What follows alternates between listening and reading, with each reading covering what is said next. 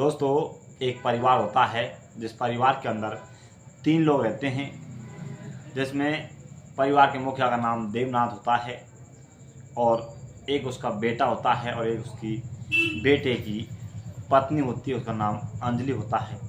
दोस्तों, अब उसके बेटे की शादी को सिर्फ 2 महीने होते हैं। उसके बाद उसका बेटा बाहर कमाने के लिए चला जाता है।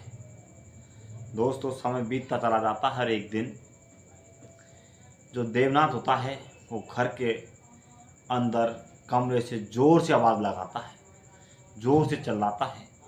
दोस्तों, इसके बाद उसके बेटे की पत्नी अंजलि बाथरूम के अंदर नहा रही होती है।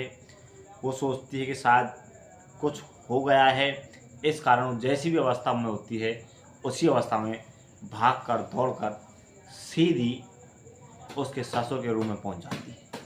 वो ये नहीं देखती है कि मेरी क्या स्थिति है।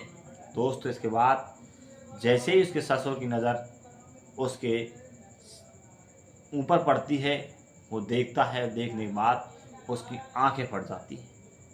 दोस्तों, इसके बाद उन दोनों के बीच क्या होता है हम आपको इस कहानी में बताने वाले हैं। तो दोस्तों, कहानी शुरू करने से पहले आपसे छोटी सी रिक्वेस्ट है कि अगर आप हमारे चैनल पर नए हो तो प्लीज़ हमारे चैनल शेयर करें, सब्सक्राइब करें और बेल आइकन दबाएं। नमस्कार दोस्तों, मैं धर्मवीर आपको आज की जो सच्ची कहानी सुनाने जा रहा हूँ, सच्ची कहानी है उत्तर प्रदेश की। उत्तर प्रदेश का एक छोटा सा गांव की। उत्तर प्रदेश छोटे से गांव के अंदर एक गरीब परिवार होता है। उसके अंदर सिर्फ 2 लोग होते हैं, पिता और बेटा।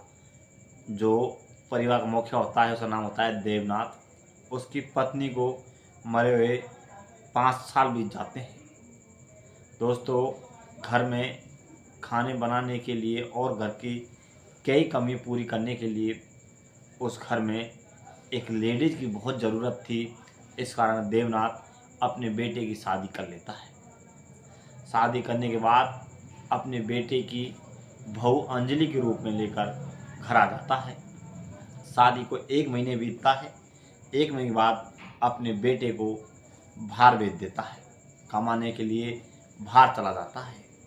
दोस्तों, अब घर पर सिर्फ अंजलि और उसका ससुर देवनाथ रहता है।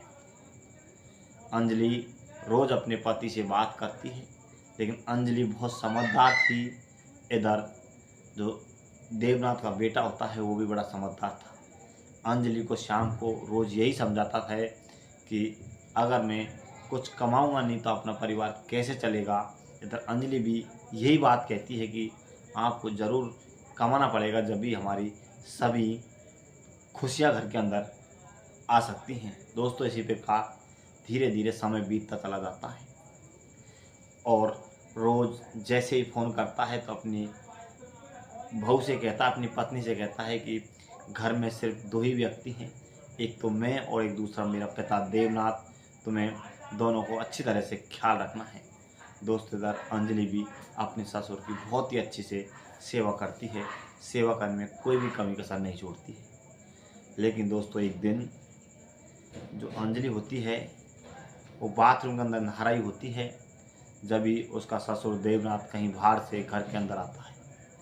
घर के अंदर आकर अपनी बहू, अपनी बेटे की पत्नी को ज़ोर ज़ोर से चाय के लिए आवाज़ लगाता है, ज़ोर ज़ोर से चिल्लाता है।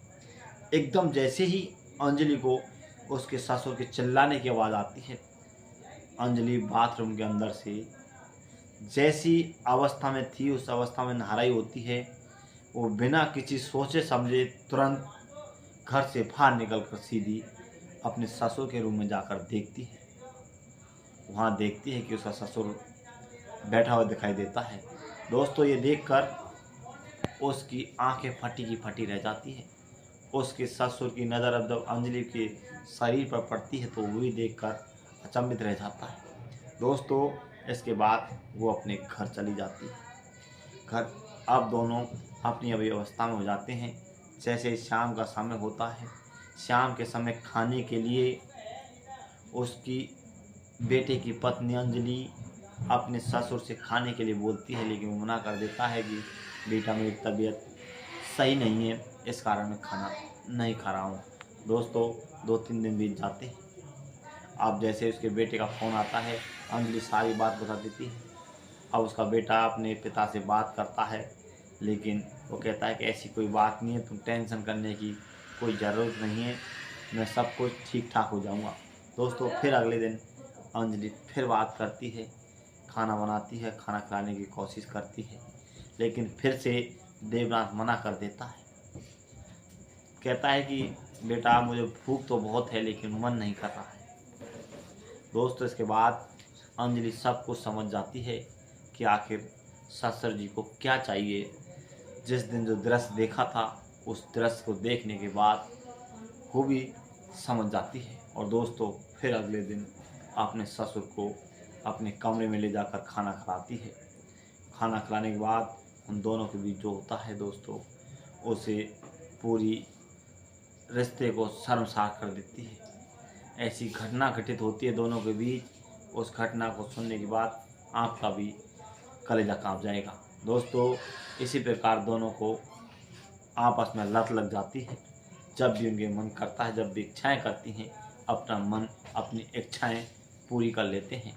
दोस्तों इसी प्रकार समय आगे बीतता चला जाता है, कई महीने बीत जाते हैं और दोस्तों अब देवनाथ का जो बेटा होता है वो अपने घर आ जाता है। दोस्तों घर आने के बाद एक दिन वो भी बाज़ार चला जाता है और दोस्तों बाज़ार जाने के बाद जैसे ही बाज़ार से वापस लौटता है तो देखता है कि अपने पिता और अपनी पत्नी जो स्थिति में है, उस स्थिति को देखकर उसे बहुत ज़्यादा गुस्सा आता है।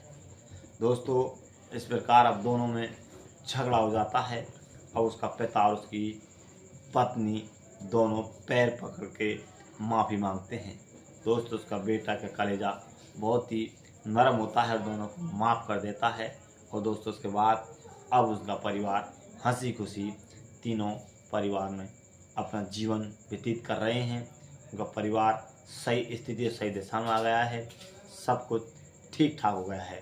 तो दोस्तों ये थी आज की कहानी। अगर आपको अच्छी लगी हो, आप हमारे चैनल पर नए हो तो प्लीज़ हमारे चैनल शेयर करें, सब्सक्राइब करें और बेल आइकन दबाएं। दोस्तों